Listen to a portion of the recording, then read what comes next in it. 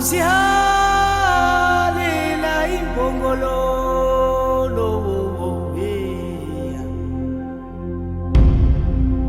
awuzihalela zihalela ye imbongololo wawa. Awantombazana yekela ubufila.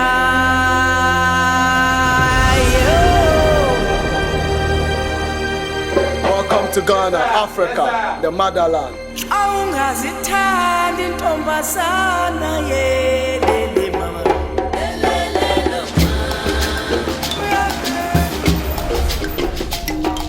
Rob and I flew all night last night.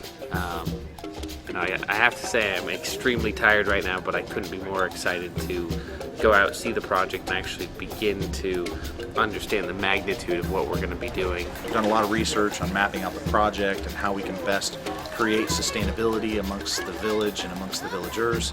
We just spent some time with our partner, Ike, learning more about exactly how the project fits into, I think, his vision, which ultimately will become our shared vision as we think a lot about creating sustainability. We're going north, inland about 100 miles into a rainforest area. It's very tropical, and within about 30 minutes we'll be to the major village of this area called Abumasu, and then a smaller village not far from Abumasu called Asunafo. Right now we're on our trek out to Abumasu, and we are just intrigued with the industrious and entrepreneurial nature of the Ghanaian people.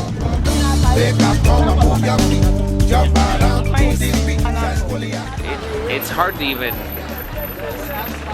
comprehend this way of life when it's so different from what we do every day.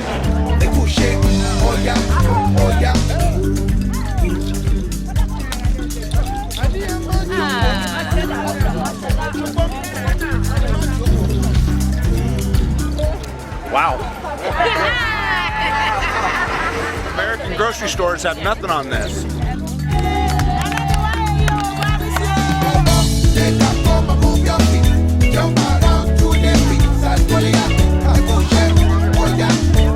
This is definitely the center of activity in this region.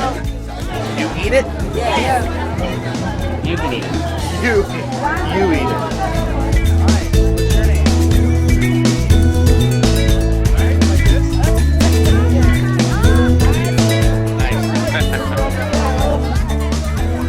So, what are the dead giveaways in Africa that you're not from Africa? Is that you carry a camera crew around with you? Yeah.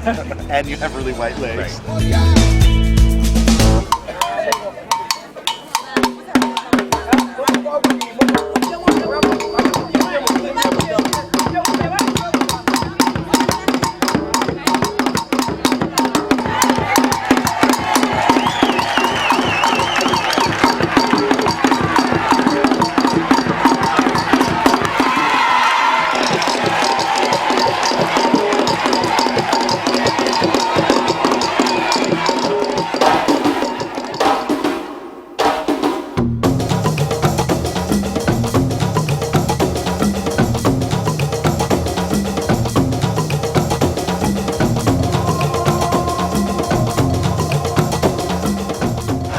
Arrived in Asunafo, and the entire community has come out to welcome us.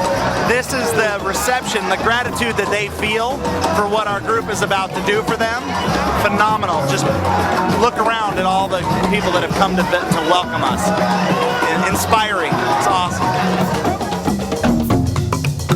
We do pledge that we are going to put in much effort to do whatever it is expected of us in order to get all the projects done. These people are committing heart and soul into the process because they know the value of what groups like Viridian are willing to do to help them have a sustainable livelihood. I'm very happy and I cannot hide my joy. And whatever I will say is that Ayeku, thank you, and God richly bless you. Thank you. We have done some work in the past with the building of a kindergarten and a junior high school. We are currently in the process of building, and we'll see the construction today, of a health clinic that's going in there.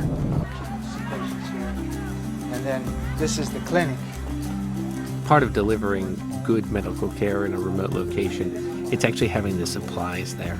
Part of our focus, and the real reason we want to make sure we put solar panels on these medical facilities, is because that ensures that when the power goes out, there still will be power to run the refrigerators and make sure that all the perishable medical supplies don't go bad. It's pretty exciting, it's pretty revolutionary, and it hopefully will create kind of good people staying longer, which is what you want. This is a cocoa bean,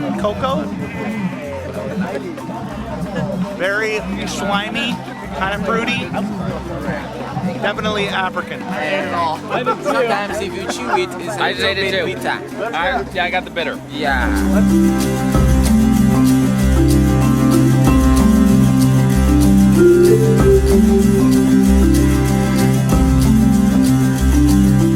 This is a kindergarten through junior high school.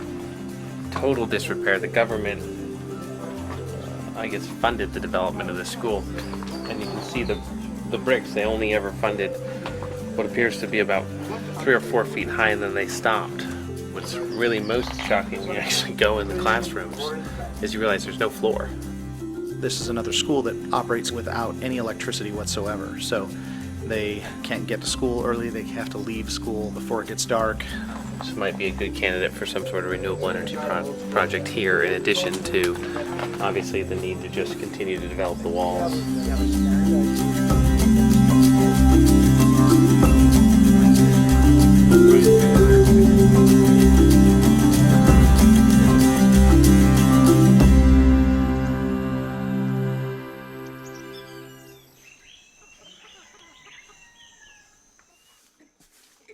Well, here we are starting day 2 of our journey. We slept right here last night. This morning we'll hike in to an isolated village where there is virtually no road at this time, where we will let them see a school that WorldJoy was fortunate in building a couple of years ago.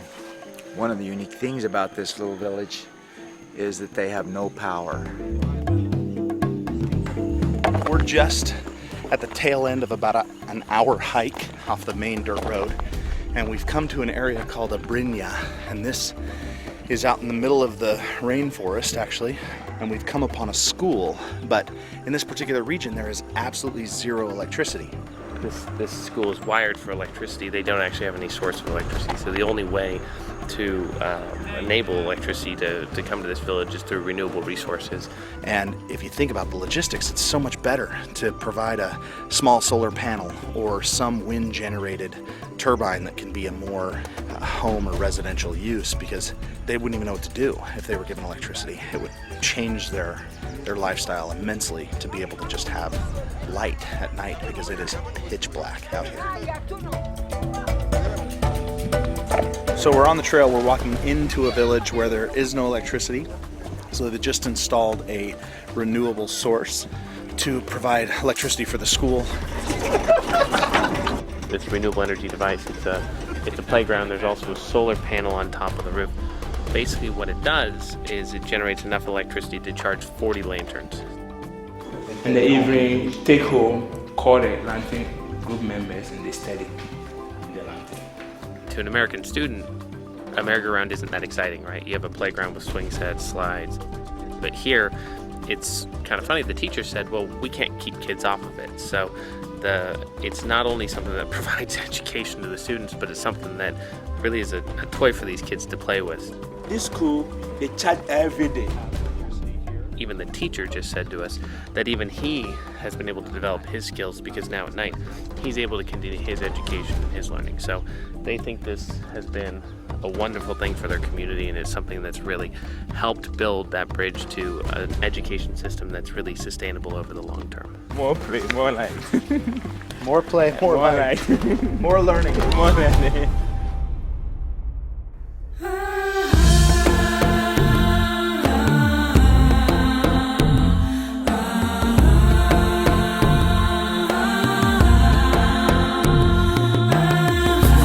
making friends. You gotta love the people.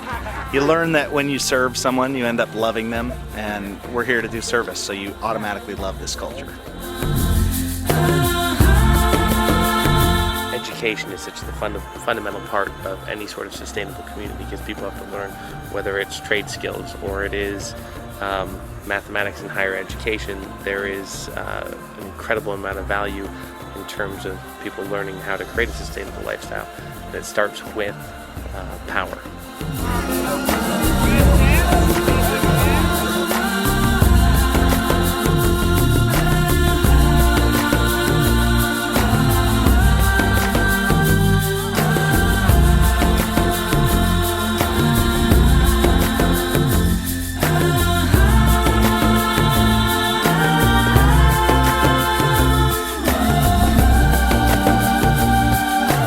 Seen schools, we've met people.